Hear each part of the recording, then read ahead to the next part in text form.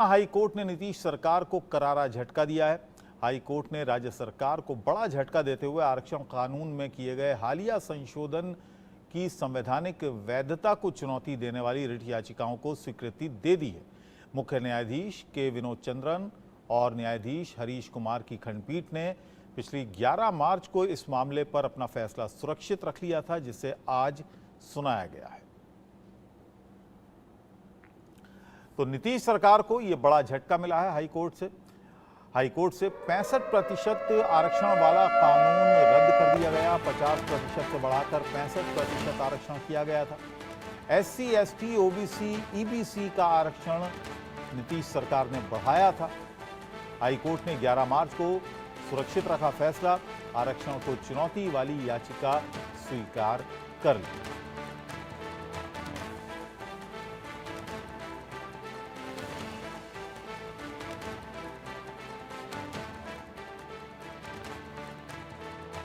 जातिगत गणना के बाद बिहार सरकार ने आरक्षण का कोटा बढ़ा दिया था। अब हाईकोर्ट ने उस कोटे को रद्द कर दिया है। इस पर बात करने के लिए हमारे साथ हैं भागवत शर्मा है, याचिकर्ता है हाईकोर्ट के। क्या कोर्ट ने क्या कुछ कहा? कोर्ट ने कहा ये संविधान के खिलाफ है और हम इसको निरस्त करते हैं। ये अनुच्छेद 14, 15, 16 के खिलाफ है और हाईकोर्ट ने ये संविधान के खिलाफ मानते हुए इसको निरस्त किया है, इसको रद्द किया है। और आज हाईकोर्ट ने युवाओं के साथ, बिहार के साथ न्याय किया है। जिस तरीके से आज यहाँ के पॉलिटिकल लोग, यहाँ के विधायक, मंत्री लोग, यहाँ के विधान पार्षद लोग पहले विधानसभा में 75% आरक्षण को पार करवा कर, पहले जो आरक्षण का दायरा 50% था उसको बढ़ा करके और आज 65% कर दिया गया है सवर्णों को। अगर छोड़ की बात की जाए तो टोटल 75% आज आरक्षण है। बाबा साहब ने 10 साल के लिए आरक्षण गरीबों को दिया था, 10 साल बाद इसको ख़त्म कर दिया जाएगा। और जिस तरीके से आज यहाँ के राजनीतिक लोग अपने फ़ायदे के लिए निरंतर साल बाय साल आरक्षण को बढ़ा रहे हैं, ये गलत है, ये संविधान के खिलाफ है। हम लोगों ने पिटीशन तैयार करके पटना हाईकोर्ट में, बिहार में जनगणना के बाद बिहार सरकार ने रिजर्वेशन का दायरा बढ़ा दिया था। अब पटना हाईकोर्ट ने उस फैसले को रद्द कर दिया है। इस पर बात करने के लिए हमारे साथ हैं आरजेडी के प्रवक्ता इजाज अहमद साहब हैं। सर, हाईकोर्ट के इस फैसले को पर क्या कहेंगे? देखिए, सबसे बड़ी बात यह है कि जातीय जनगणना के मामले पर इसी तरह का कुछ लोगों ने खेल खेला था और जब जातीय गणना को स्टे किया गया था तो भाजपा के कार्यालयों में मिठाइयाँ बंटी थी। और आपने देखा होगा, माननीय सर्वोच्च न्यायालय से फैसला हमारे हक में आया और जातीय गणना के बाद जो आंकड़े आए, उस आंकड़े के आधार पर हमने आरक्षण की व्यवस्था को बढ़ा करके 49.5% से 65% करने का कार्य किया। और इस आरक्षण व्यवस्था पर हम लोगों को पहले से कुछ शक व शुबा था, इसीलिए हम लोगों ने बिहार सरकार कैबिनेट के माध्यम से एक प्रस्ताव केंद्र के पास भेजा था कि इस जो 65% आरक्षण की व्यवस्था की गई है, इसको 9वीं अनुसूची में शामिल कर लिया जाए ताकि कहीं कोई इसको चैलेंज नहीं कर सके। लेकिन इसी बीच में किस तरह की साजिश हुई और महागठबंधन सरकार को साजिश के तहत कहीं ना कहीं अलग करने का कार्य किया गया। और जब डबल इंजन की सरकार आ गई तो इन लोगों की मंशा पहले से ही नहीं थी कि जो पिछड़े हैं, जो शोषित है, जो वंचित है, जो अति पिछड़ा समाज के लोग हैं, जो दलित हैं, जो आदिवासी हैं, उनको जो आरक्षण व्यवस्था बढ़ा करके 65% की गई है वो चले।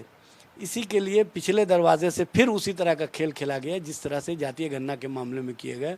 और माननीय पटना हाईकोर्ट ने इस मामले में जो आज फैसला दिया है, इस फैसले को हम समझते हैं कि बिहार सरकार माननीय सर्वोच्च न्यायालय ले जाने का काम करेगी और न्याय और न्यायिक प्रक्रिया में जो गरीब, शोषित, वंचित के चेहरे पर मुस्कुराहट आया था, उस मुस्कुराहट को लौटाने का काम करेगी। आपकी पार्टी आरजेडी अब क्या आगे क्या सुप्रीम कोर्ट का रास्ता अख्तियार करेगी? देखिए, ये पार्टी का मामला नहीं होता है, ये सरकार का मामला होता है। आरक्षण व्यवस्था महागठबंधन सरकार ने किया था 65%। उस दौरान सरकार में आप लोग भी शामिल, चूँकि वही तो बोल रहे हैं, चूँकि अब एनडीए की सरकार है, एनडीए की सरकार की मंशा क्या है ये स्पष्ट रूप से सामने आ जाएगा।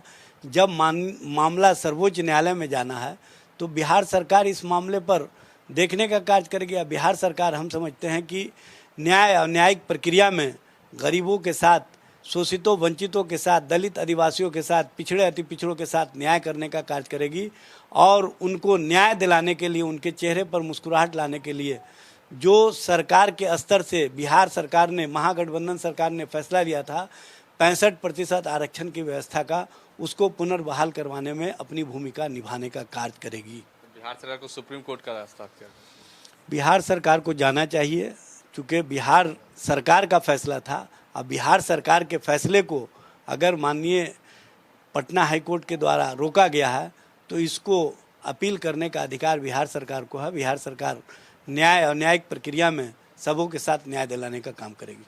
तो ये थे हमारे साथ आरजेडी के प्रवक्ता एजाज अहमद साहब, जिनका कहना था कि अब बिहार सरकार को जो है इस मामले को लेकर सुप्रीम कोर्ट में याचिका दायर करनी चाहिए।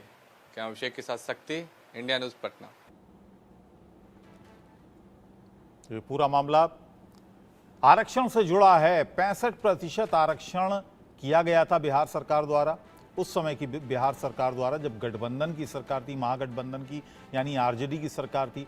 उसके बाद ये मामला हाईकोर्ट पहुंचा। हाईकोर्ट में 11 मार्च को इस मामले में फैसला अपना सुरक्षित रखा था, लेकिन अब इस मामले में फैसला सुनाया गया है। आरक्षण को चुनौती देने वाली याचिकाओं को स्वीकार करते हुए फिलहाल आरक्षण को रद्द कर दिया गया है। इस कानून को, जो कानून बनाया था बिहार में, 15% ज्यादा आरक्षण इसमें दिया गया था। 50% की जो सीमा है उससे ज्यादा।